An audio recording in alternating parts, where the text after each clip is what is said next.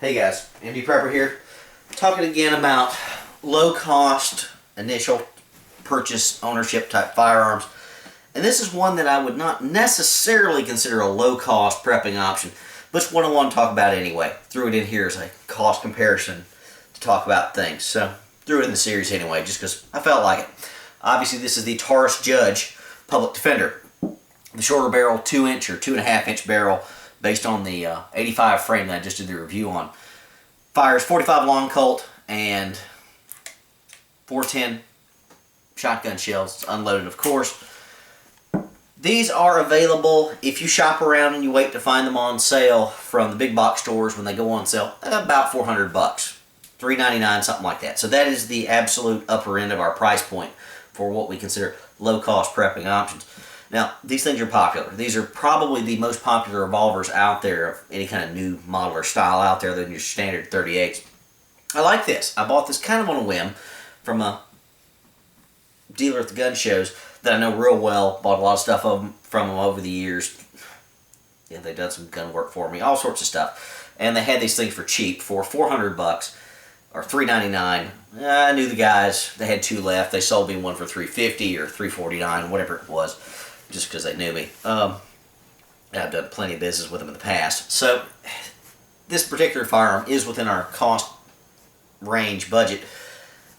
It's a good gun. I like it. It's kind of an odd little niche style firearm. It's not particularly concealable. It's about, I believe, 27, 28 ounces, something like that. So pretty heavy in the carry range. Not that small, in my opinion, compared to other things.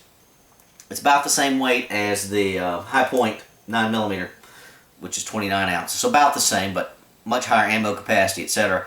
With the High Point, easy to change out, and reload, those types of things.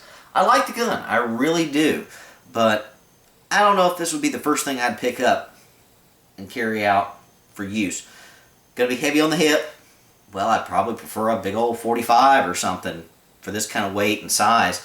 You could get a 45, something like the Taurus Millennium for $300. It's got a lot more ammo capacity, 10+1 versus the 5 of this revolver. And again, revolvers are simple, easy to use, nothing wrong with them. But honestly, I think I would probably prefer generally a 38 Special snub nose to keep in my pocket. This is not a pocket carry gun. This is going to require a shoulder harness or a hip holster, like this one right here. This little Serpa holster that I just got in. It's bigger, it's bulkier, it's fine, but I don't know.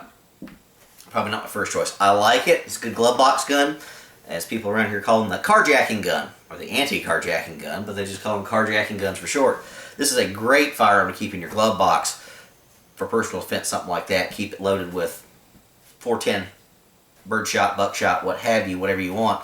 You pull this out, point at somebody's face real close, they better get off you real quick or they're going to have a very bad day. 45 long Colts, good round, about equivalent to the modern 45 ACPs for stopping power. They don't offer it in all the various hollow points and other configurations that you're going to find in 45 ACPs though. 410, this is 2.5-inch cylinder. They've got a lot of good defensive 410 shotgun shells coming out. I know a lot of people prefer birdshot in them. I don't. I don't want to blind my target. If I blind my target and they live, they may sue me. They may sue me anyway. But I don't know. I don't want a blind guy with a gun firing at me randomly. I'd like to stop him, frankly, and make him stop doing whatever in the heck he's doing that I don't like. So I tend to carry 45 long Colts in this, and the XTP hollow point rounds from Hornady, and usually 2 or 3 of those, probably 2 is usually what I tend to do, and 3 410s in the more defensive rounds. The triple-aught buck is what I do. Not slugs. The slugs are not nearly as good as 45s, and again, you're firing a single projectile. Go 45 long Colt. Problems with this gun overall, again, it's a little odd as far as its dimensions and all that. It's good, it's fine. I don't know. Just whatever suits your fancy. If you're a revolver shooter and you don't like semi-autos, or you can't handle one, you can't rack the slide on them, and you want something more punch than a 38 Special, yeah, alright. This is fine. Though for general purpose, I'd probably spend a little bit more on a 357 Magnum. It's going to be a little bit shorter, smaller, and more easily concealed. Now, this is more accurate in my opinion than my 38. This Taurus 38 in the 85 model on the same frame is not as accurate as this one. Now, this was a lot more recoil, though. Firing those shotgun shells is a bit of a beast in this. It hurts a little bit. If you're recoil sensitive, you don't want this. You know, I don't tend to fire more than 15, 20 shells of this thing at a time. And even then, I'm like, okay, I'm done. That's good. So, trigger pull, like a standard revolver, you can get a kit for it. Pretty stiff on the double action. Single's great. This one, I do actually have a laser light on it right there. Just added that recently. That's a new addition. I've just tried that out once. Like that a lot, actually. But that's an extra $100. That's not for the low-cost prepping. Just figured I'd mention it. Problem with this gun overall for a low-cost prepping option, you're maxing out your cost value. We're looking at $400. Well, this one's going to run you $400, maybe ever so slightly under. So that's a little too close to our line, in my opinion. And it's not as versatile as you think. You're not going to probably catch small game with this like you would a .22. You're not going to have the fighting capacity, generally, that you are of a semi-automatic pistol, especially the high point line or the Taurus line. The Taurus Millenniums are going to be the same size, relatively, for concealed carrying weight. I'd rather have 11.45s than 5.45 long Colts. It's just better. Again, whatever you want to do. Now, the problem about this overall for the low-cost prepping is the cost of the .45 long Colts. They are ridiculously expensive. The last time I went to the range and bought a box of 50 full metal jacket rounds for .45 long Colt, it cost me, I believe, $30 or $35 for 50 rounds. That's expensive. You can spend about $20 for a box of target rounds for a .45 auto. Maybe a little less, maybe 18 or less if you get some steel case stuff, Wolf. But .45 long Colt's gonna hurt you. Now, if you're gonna do .45 long Colt, you need one of those Lee loader kits. Buy a few boxes and then reload your own for target practice, and buy some of the really expensive defensive ammo, probably the Hornady XTPs.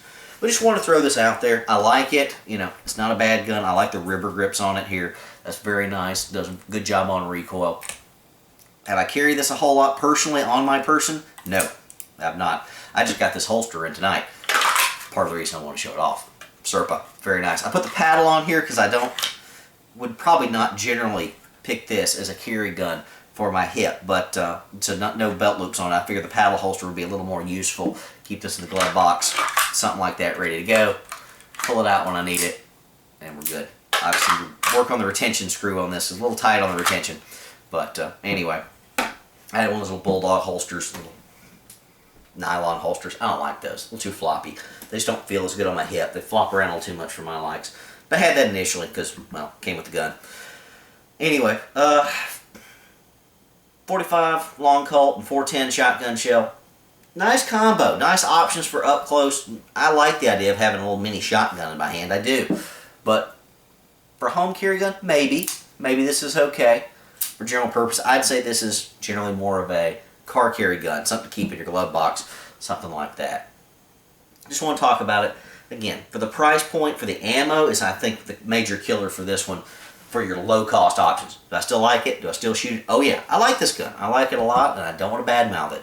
But for low-cost prepping options, I would say this one would be out in general unless you just really, really wanted one. Again, just the cost of getting into one to shoot it enough to be comfortable with it's going to be a bit prohibitive in our low-cost options. But I want to talk about something that was kind of close to the borderline there. Something that was on the higher end and something a little different. And I figured this was definitely different. Something to think about. Not a bad option, but something you'd want to think about before you just randomly pick one up. Alright guys, we'll be talking about some pocket guns next. MD Prepper, out.